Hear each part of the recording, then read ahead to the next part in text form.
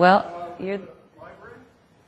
The gentleman earlier was actually mentioning, essentially, it's kind of funny how everything's so overweighted with lobbyists for the music industry and the entertainment industry, and not many normal people here. I just want to actually kind of mention that what the discussion here today really should be is about entitlement. The problem is that what is the industry entitled to and what is the individual entitled to?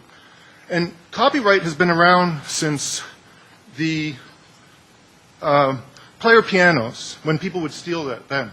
But the thing is, this is all an outdated system now. And really what people should be doing is having a serious discussion about how rights and rights holders' efforts or entitlements should be changed.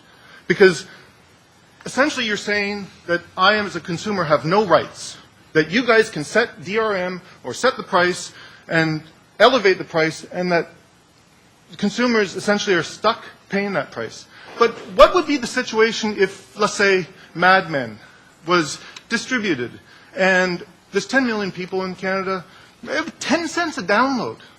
Woo, that would be about $1 million for Mad Men, for one episode. I'm sure people could actually afford it. The thing is, people are not thinking outside the box at this place. And part of the problem also is that you think you're entitled to this. Now, that's fine. Getting back to entitlement, I mean, I think I'm entitled because stuff has been broadcast over the airwaves for many, many years, that I actually should be entitled to actually watch a program for free. Now, to the first person that talked up here, I have sympathy for him. I understand him. My kids have actually downloaded, I have about $300 to $400 that I purchased through iTunes, okay? I try to actually instill in my kids exactly what should be. To the person 113 who was mentioned about Disney, the corporations are essentially trying to extend copyright and screw the public by extending it, and it never goes into the public domain. With regards to all the entertainment industry execs here, are there any from CINAR? Oh, thank you very much, CINAR executives. I'm really happy that the lawsuit the other day actually had such a great outcome, because you guys never steal. With regards to Warner's 12 boy acts that aren't actually getting distributed in Europe, well, I'm sorry. To the Warner exec who said that we're working for our artists, I Googled the lead singer for Devo. He did an article on the web about how he had a discussion with the leader of Time Warner, and Time Warner said, with regards to tapes, because they got only 10% on records, and then they got only something like 2% on tapes. Yet tapes, cassette tapes, this is back in 1979, cost more money. I said, oh, well, that's the way it goes. Please wrap up your comments. Thank you. That's my time up. But thank you. I would like...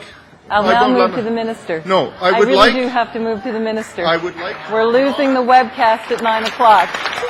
Go ahead. Sorry. Please. Please.